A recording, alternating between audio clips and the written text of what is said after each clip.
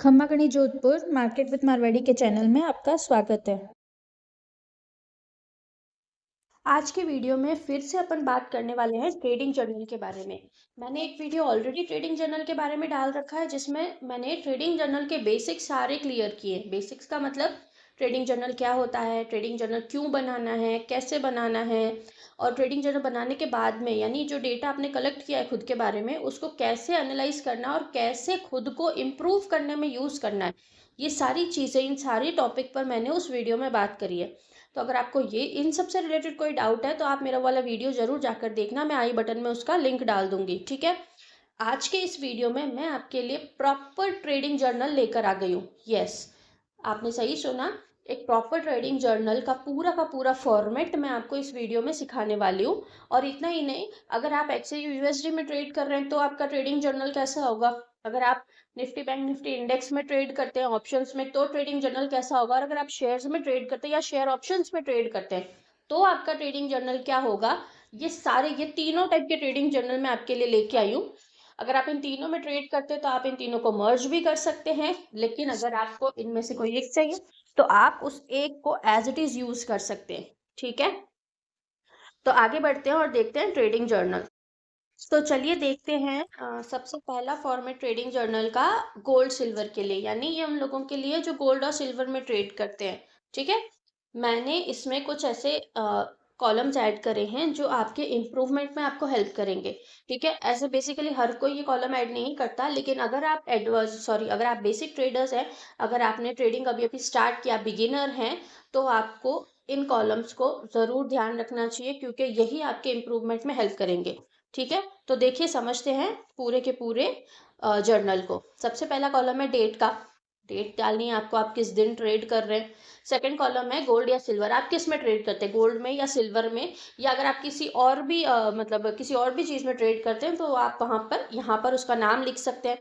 फिर आ गया entry price और एग्जिट प्राइस, आपने किस प्राइस पर ट्रेड में एंटर किया और आप किस प्राइस पर ट्रेड से निकल गए। क्लियर। और उसके बाद में आ गया प्रॉफिट एंड लॉस, यानी आपने एंट्री और एग्जिट कर ली तो अब आपको इस ट्रेड में प्रॉफिट हुआ या लॉस वो आप यहाँ पर मेंशन करेंगे। क्लियर। अब देखिए इसमें आप क्या कर सकते हैं कि अगर आपको लॉस हुआ है तो आप ब्रैकेट में डाल सकते हैं अमाउंट। ठीक है, आपको सिर्फ लॉस नहीं लिखना है कि मुझे लॉस हो गया, आपको अमाउंट लिखना है कि आपको कितने डॉलर का या कितने रुपए का लॉस हुआ।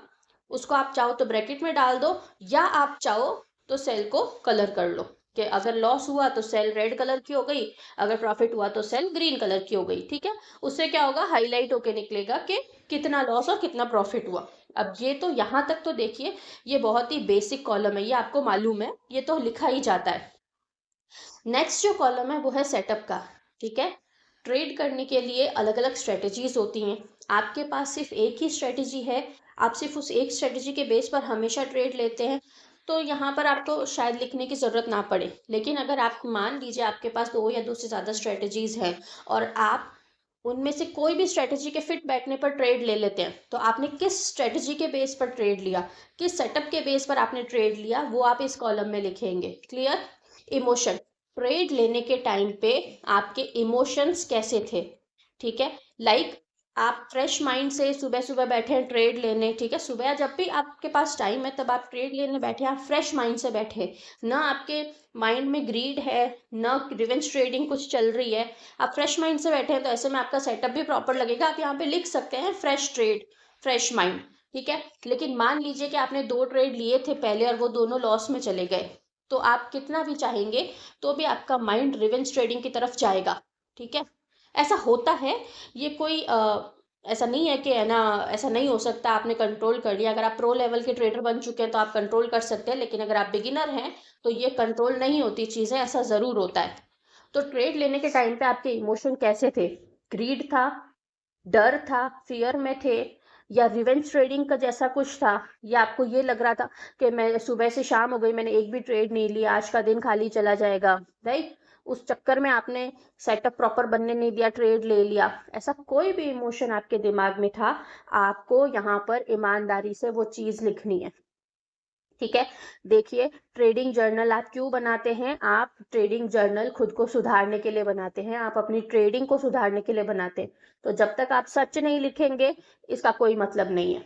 तो इमोशन के कॉलम में आपको अपना ट्रेड लेने के टाइम पर जो इमोशन था वो यहाँ पे लिखना है। क्लियर? मार्क्स। अब देखिए ये कॉलम मेरे लिए बहुत लॉजिकल है, मुझे ये कॉलम बहुत हेल्प करता है। क्लियर? मार्क्स मैं अपने आप को 3 टाइप से देती हूँ। एक तो 0 कि मैंने ज़्यादा इमोशंस को हावी नहीं होने दिया, मैंने प्रॉपर अपना सेटअप बनने दिया, मैंने सारे रूल्स फॉलो किए, बट फिर भी मार्केट मेरे डायरेक्शन में नहीं गया और मेरा एसएल हिट हो गया। हो सकता है, मार्केट है, कुछ भी कर सकता है। अगर ऐसा कुछ है तो मैं अपने आप को 0 मार्क्स देती हूँ। 0, ठीक है? क्योंकि मेरा सेटअप मैं अपने हिसाब से मैंने सब सही किया, बट मार्केट मेरी डायरेक्शन में नहीं गया, तो 0। ठीक है? सेकेंड चीज क्या हो गई कि हाँ, सब कुछ सेटल था, मेरा सेटअप प्रॉपर था, मेरे इमोशंस कंट्रोल में थे और मुझे प्रॉफिट भी हुआ, मेरा टीपी हिट हुआ, तो मैं देती हूँ अपने आप को 1। 0 और 1। ठीक है? अब अगर मैं अपने इमोशंस पे कंट्रोल नहीं रख पाती, क्लियर, कभी ऐसा होता है कि मेरे को फियर होने लगता है, मुझे ग्रीड होने लगता है, या कई बार समझ लो कि मुझे रिवेंज ट्रेडिंग का इमोशन आने लगता है और मैं ऐसे में ट्रेड लेती हूँ, तो मैं यहाँ पर अपने आप को -1 देती हूँ। यानी जितने मार्क्स मैंने अपनी मेहनत से अर्न किए उसमें से 1 कम हो जाएगा। क्लियर? समझ में आया आपको? -1 जब दिखता है ना तो अपने आप को समझ में आ जाता है कि यार मेरे मार्क्स कट रहे हैं, गलत हो रहा है। और उसके बाद में रिमार्क। ठीक है? बेसिकली रिमार्क मैं अपने आप को कब देती हूँ? जब मैं नेगेटिव होती हूँ। लाइक अगर मेरा -1 आया तो मैंने अपने आप को -1 क्यों दिया, तो मैं यहाँ पे ये टाइप करती हूँ कि इमोशंस पे कंट्रोल रखो। या फिर कई बार ऐसा होता है कि ट्रेड ले लिया लेकिन किसी काम की वजह से सिस्टम को छोड़ के उठना पड़ता है, तो मैं यहाँ पे अपने आप को रिमार्क देती हूँ कि नहीं, ट्रेड ऐसे टाइम पर लो जब आप प्रॉपरली वो करने के लिए फ्री हो। समझ में आया आपको? तो ये है पूरा सेटअप। समझ में आया आपको? ये है पूरा का पूरा एक प्रॉपर ट्रेडिंग जर्नल, जो कि आपको आपकी कमी गिनाने के लिए एकदम परफेक्ट है। ठीक है? सेटअप, इमोशंस, मार्क्स और रिमार्क, ये 4 कॉलम मेरे अकॉर्डिंग उतने ही ज़रूरी है जितना कि ट्रेडिंग करना ज़रूरी है। अगर आप ट्रेडिंग करेंगे तो आपको सेटअप की ज़रूरत पड़ेगी, आपको स्ट्रेटजी की ज़रूरत पड़ेगी। उसके बिना अगर आप ट्रेडिंग कर रहे हो तो भैया आप ट्रेडिंग नहीं, गैम्बलिंग कर रहे हो, आप इसको छोड़ ही दो। सेटअप होना ज़रूरी है, इमोशंस पे कंट्रोल होना ज़रूरी है। ठीक है? आप खुद को मार्क्स दोगे, ईमानदारी से दोगे, तो जो टोटल आएगी ना यहाँ पे, 10 ट्रेड में से मुझे 3 मार्क्स मिले। क्यों मिले? क्योंकि मुझे मिले तो 5 थे, प्लस मैंने 2 बार गलती कर दी, इमोशंस पे कंट्रोल नहीं किया, अपना टाइम प्रॉपर मैनेज नहीं किया, रिस्क मैनेजमेंट ढंग से नहीं किया, तो मैंने अपने 2 मार्क्स काट लिए। बहुत गलत है ना? आप एक तो 100%, 10 में से 5 ही तो मार्क्स लाए आप, उसमें से भी 2 आपके नेगेटिव हो गए। कितनी मतलब समझने की बात है कि ये चीज़ ठीक नहीं है। तो जब यहाँ पे मार्क्स की टोटल दिखती है ना तो अपने आप समझ में आ जाता है कि अपन कहाँ स्टैंड कर रहे हैं। और जब ये चीज़ दिमाग को हिलाती है ना कि यार अपन बहुत नीचे स्टैंड कर रहे हैं, तब ये रिमार्क्स वाला कॉलम याद आता है कि क्या करूं जो मैं खुद को इम्प्रूव करूं। ठीक है? अगर मैंने रिस्क मैनेजमेंट प्रॉपर नहीं किया तो मैं यहाँ डालूंगी कि रिस्क मैनेजमेंट गड़बड़ा गया था, रिस्क मैनेजमेंट ठीक नहीं था, तो नेक्स्ट टाइम जब मैं ट्रेड करूंगी ये रिस्क मैनेजमेंट मेरे माइंड में बार बार पॉपअप होगा कि हाँ, इस बार मुझे रिस्क मैनेजमेंट प्रॉपर करना है, इस बार अगर मेरे को 1:2 का ट्रेड नहीं मिलता तो मैं एंटर नहीं करूंगी। क्लियर? समझ में आया आपको? नेक्स्ट चलते हैं आगे, शीट नंबर 2 पर, इंडेक्स वाला। इंडेक्स वाला in the sense Nifty, bank Nifty या फिर निफ्टी, आप जिस भी इंडेक्स में ट्रेड कर रहे हो उसके लिए। क्लियर?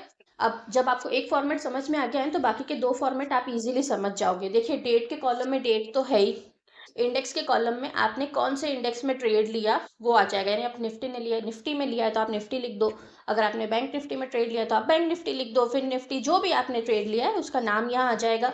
स्ट्राइक प्राइस, आपने किस स्ट्राइक प्राइस पर ट्रेड लिया है वो यहाँ आ जाएगा। सीईपी, आप कॉल की साइड थे या पुट की साइड, वो यहाँ आ जाएगा। Entry price, exit price, profit and loss, यहाँ तक तो सेम है, आपको एज इट इज पुट करना है जो आपने ट्रेड लिया, राइट?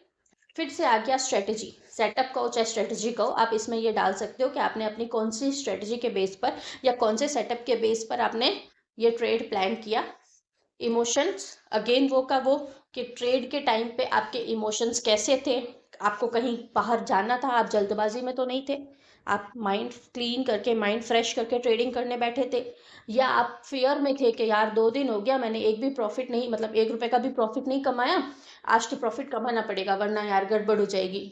उस टाइप के इमोशंस भी हो सकते हैं, राइट। अगेन मार्क्स, मेरा सेटअप सही, मेरे इमोशन सही, टीपी हिट तो +1, मेरा सेटअप सही, इमोशन सही, रिस्क मैनेजमेंट सही, बट फिर भी मार्केट मेरी डायरेक्शन में नहीं गया तो 0।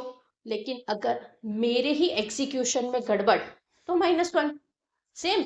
और फिर आगे रिमार्क, खुद को मार्क्स दो और खुद को रिमार्क भी दो, यही चीज इंप्रूव करेंगी। मैं आपको फिर से बता रही हूँ, ये जो लास्ट के 2 कॉलम है ना, मार्क और रिमार्क, यही आपको इंप्रूव करेंगे। क्लियर। नेक्स्ट चलते हैं उनके लिए जो कि शेयर्स में ट्रेड करते हैं या शेयर के ऑप्शंस में ट्रेड करते हैं। Clear.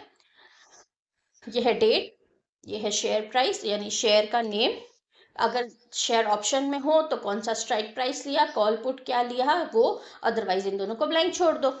Entry price, exit price, profit and loss, strategy या सेटअप जो भी मैंने यूज किया, इमोशन, मार्क्स और remark, same, everything totally same, बस आगे के कॉलम्स चेंज हो गए। क्लियर, समझ में आया आप लोगों को? मेरी बात को ध्यान से सुनिए। ट्रेडिंग जर्नल बनाना उतना ही ज़रूरी है जितना ज़रूरी ट्रेड करना है। अगर ट्रेड करना ज़रूरी नहीं है तो आप ट्रेडिंग जर्नल भी मत बनाओ, चलेगा, क्योंकि फिर मतलब ही नहीं है। लेकिन अगर आप ट्रेड कर रहे हो तो ट्रेडिंग जर्नल बनाना ज़रूरी है। और अगेन लास्ट के जो ये 3-4 कॉलम्स हैं, यही आपको सुधारेंगे। क्लियर। तो मेरी तरफ से ट्रेडिंग जर्नल आपके लिए प्रेजेंट है।